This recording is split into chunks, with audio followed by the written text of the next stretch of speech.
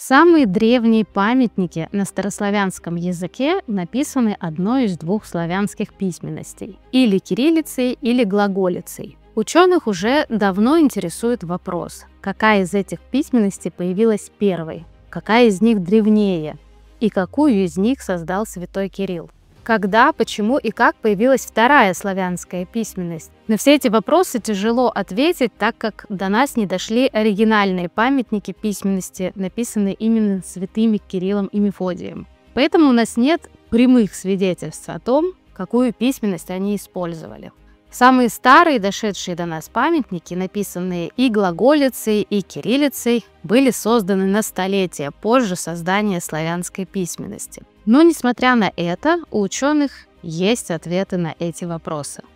Сегодня вы узнаете, кто и как создал кириллицу и глаголицу, почему сегодня мы пишем кириллицей, что скрывается за названиями славянских букв, зачем на Руси использовали глаголицу и живет ли глаголица в какой-то из славянских стран сегодня.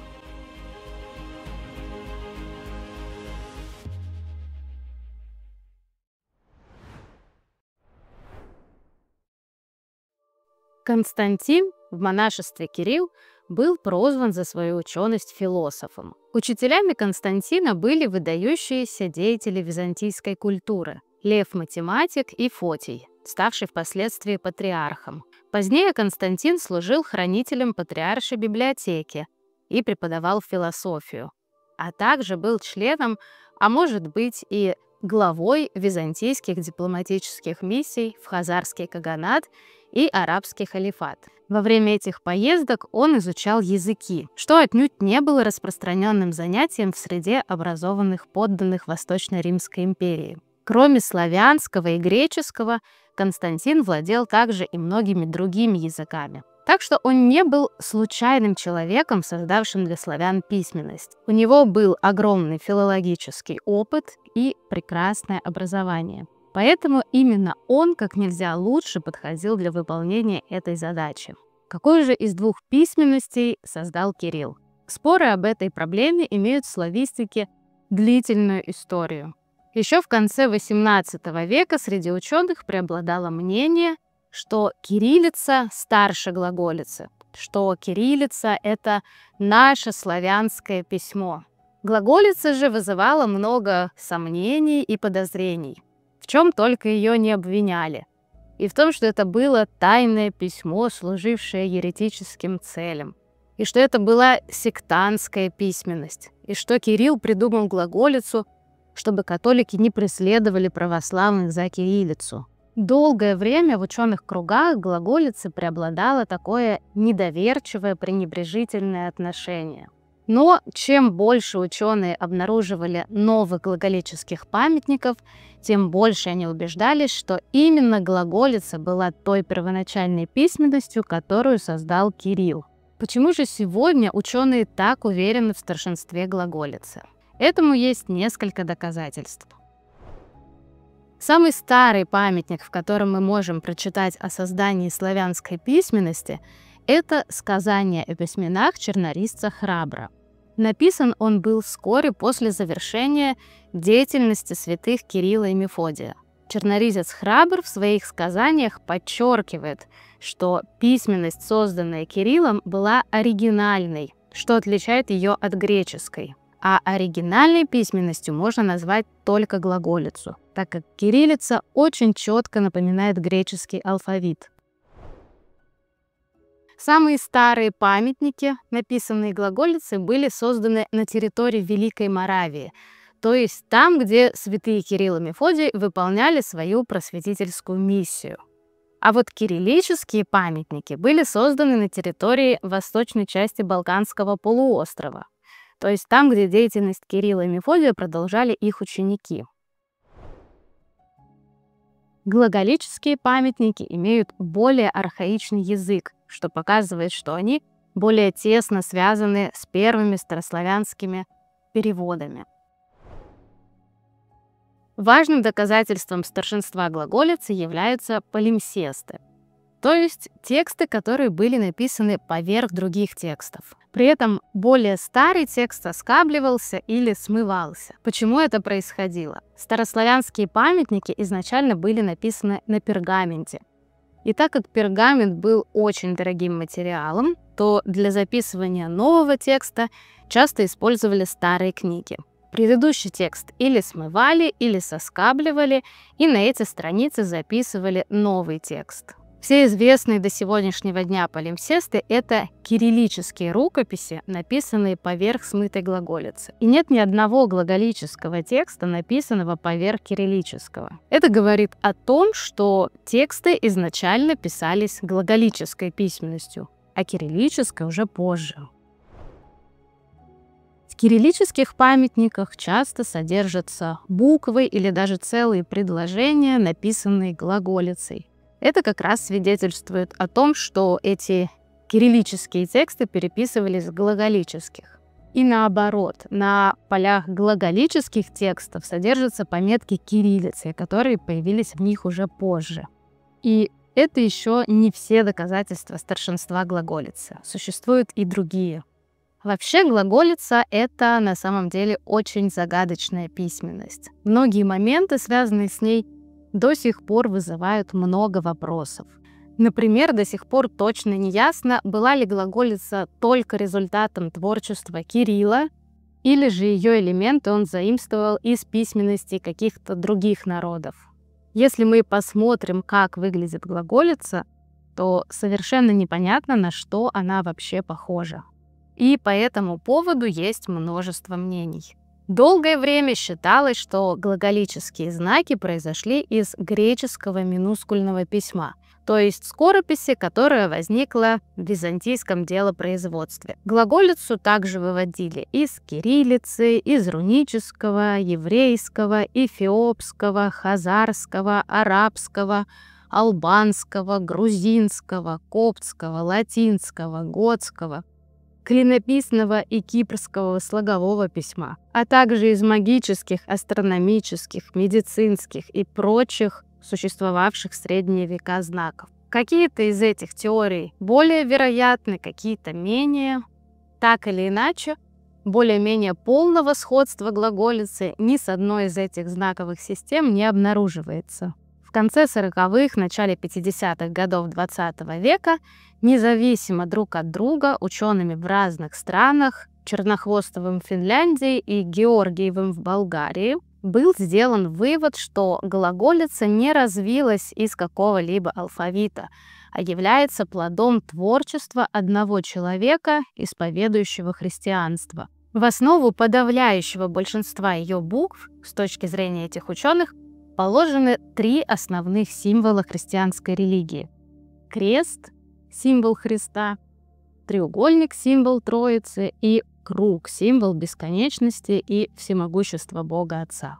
Глаголические буквы «и» и «с», которые как раз составлены из треугольника и круга, соседствуют в самом начале Евангелия от Иоанна, а также в сакральном сокращении имени Иисуса, и образуют уравновешенный и богословски значимый графический ансамбль. Начинающая азбуку буква «А» передана при помощи креста, символа Христа. Надо заметить, что в грузинской миссионерской азбуке такой же крест обозначает букву «кан», с которой начинается по-грузински слово «Христос» — «Кристе». Это совпадение не могло быть случайностью. Но все-таки исследователями не было определено, какой принцип положен в начертание всех знаков глаголицы. И здесь, пожалуй, и не следует придерживаться какой-то одной из этих точек зрения. Вполне вероятно, что при создании глаголицы Кирилл опирался и на другие письменности, с которыми он был знаком, и также не исключено, что он вложил в глаголицу и символическую составляющую. В общем, одно другому не мешает.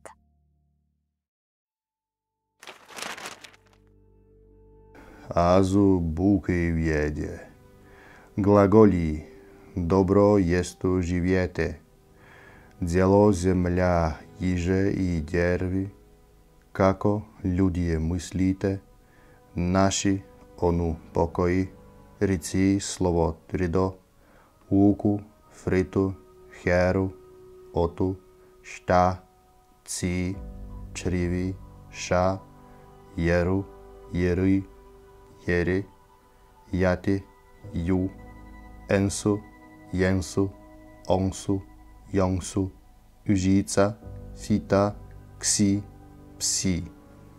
Каждая буква азбуки, как глаголической, так и кириллической, имеет свое название. Какие-то ее части даже складываются в осмысленный текст. Что скрывается за текстом азбуки? Скрытое послание или молитва? Или же это просто случайное совпадение, и название букв невозможно объединить в какой-либо текст? Ученые считают, что названия славянских букв складываются в обрывки текста вовсе не случайно. Скорее всего, за ними скрывается азбучная молитва. Этот поэтический жанр был известен и в еврейской, и в римской, и в византийской традиции. Все названия букв складывались в осмысленный текст, целью которого было раскрытие какой-либо христианской истины. А также это облегчало запоминание последовательности всех букв. Почему же сегодня названия славянских букв не складываются в осмысленный текст? Дело в том, что до нас не дошли первоначальные названия всех букв. Некоторые сегодня известные нам названия сохранились не в том виде, в каком они были изначально. Например, буква «герб», скорее всего, имела несколько другое название. Что-то вроде «джиона» или «джети». Не очень понятно и происхождение других славянских букв. Например, название буквы «хер» — это возможное сокращение слова «херувим», а возможно, это греческая форма приветствия. Происхождение букв «ук» и «фер» тоже связывают с греческими словами, которые были хорошо известны и понятны славянам, постоянно контактирующим с греческим языком. За буквой «ук» может скрываться греческое слово «ойкос» — «дом», а «ферт» может происходить из греческого слова «фрото», которое используется для побуждения к действию, то есть что-то вроде нашего «давай». А можно у некоторых названий букв поискать и славянские корни. Например, «ук» может быть сохранившимся славянским корнем, который сегодня мы можем увидеть в словах «наука», «учение». В общем, здесь еще есть что поисследовать. Итак, вероятнее всего, именно глаголица была первой славянской письменностью, созданной Кириллом. Однако все же остается немало загадок и вопросов. Почему кириллица называется по имени Кирилла, а не глаголица? Кто, как и, главное, зачем создал кириллицу, если у славян уже была письменность? И почему сегодня мы используем кириллицу, а не глаголицу? Созданная Кириллом глаголица позже была перенесена в Болгарское царство учениками Кирилла и Мефодия, изгнанными из Великой Моравии. Болгарский князь Борис Михаил принял их с почетом и предоставил им все условия для дальнейшей деятельности. Он был заинтересован в ведении письменности и богослужения на славянском языке. До этого богослужение в Болгарском царстве велось на греческом. На Преславском соборе 893 года болгары заявляют об отказе от греческого языка в богослужении и объявляют официальным языком государства и церкви славянский. Именно здесь, в Болгарском царстве, и появляется кириллица. До прихода учеников Кирилла здесь уже издавна использовали неустроенное греческое письмо, то есть пытались записывать славянскую речь греческими буквами. Письмо это было неустроенным, потому что в греческом языке не было некоторых звуков, которые были в славянском. И, соответственно, не было и букв, которыми их можно было обозначить. Поэтому здесь каждый выкручивался как мог. Когда же в Болгарском царстве появилась глаголица, мнения о том, какое письмо использовать, разделились. Одни считали, что нужно оставить уже привычное греческое письмо, другие же были за то, чтобы освоить новое славянское, которое отражает именно славянскую систему звуков. Борьбу этих идей отразило сочинение чернорисца Храбра о письменах. храбро защищал недавно созданную глаголическую азбуку, так как образованные представители болгарской знати и болгарского духовенства были против нового способа записи славянских слов. Храбр в своем трактате указывает на преимущество славянского письма перед греческим, среди которых основным было наличие специальных букв для специфических славянских звуков. Однако, по мнению Храбра, не только лингвистические преимущества отличают славянскую азбуку. Он также говорит о том, что славянские письмена более святы и более достойны почитания еще и потому, что создал их святой муж, а греческие — язычники эллины. Споры о славянских письменах, вероятно, закончились определенным компромиссом. Болгарские оппоненты Храбра по-прежнему придерживались мнения использовать для записи славянской речи греческий алфавит, но под влиянием его аргументов была проделана значительная работа по приспособлению этой азбуки к особенностям славянского языка. Греческий алфавит был дополнен необходимыми глаголическими буквами. Был введен ряд новых знаков для передачи звуков, присущих именно болгарским говорам, а буквы, отражающие особенности западнославянских говоров Паннонии и Моравии, были опущены. Однако некоторое время глаголица имела равноправное положение с созданной кириллической азбукой. Оба алфавита употреблялись в Болгарии до начала XII века.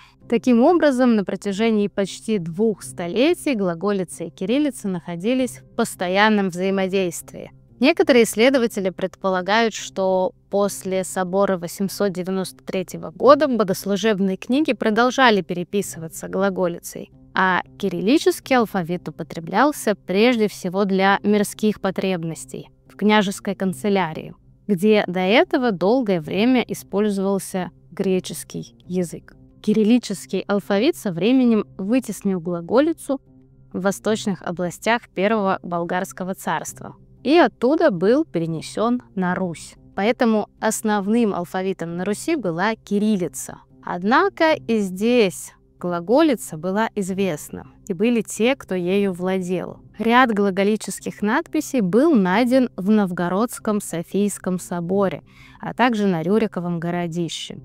В основном это отдельные буквы, молитва, цитата, именной автограф, а иногда и шутка.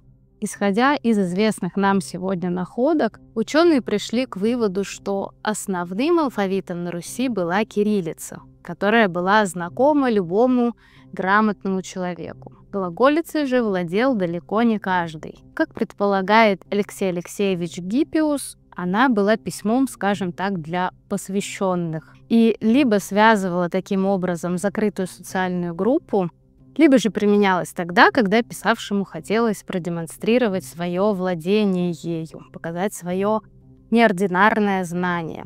Хотя, возможно, глаголица могла проникнуть на Русь еще и раньше, прямо из Великой Моравии, так как западные части Великой Моравии позднее вошли в состав Руси. В некоторых кругах в России глаголица использовалась даже в XX веке. Например, вот в этой открытке, адресованной Екатерине Константиновне Алангрен.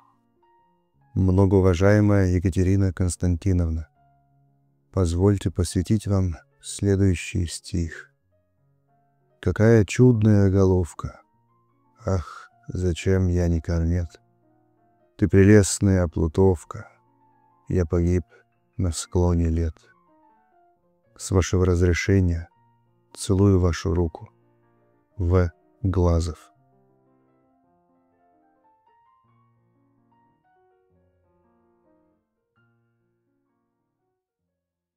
В 1047 году в Новгороде поп Упырь Лихий написал рукопись «Пророки с толкованиями», где содержалась такая фраза: «Слава тебе, Господи, Царю Небесный, яко сподобимя написати книга сия из Куриловицы».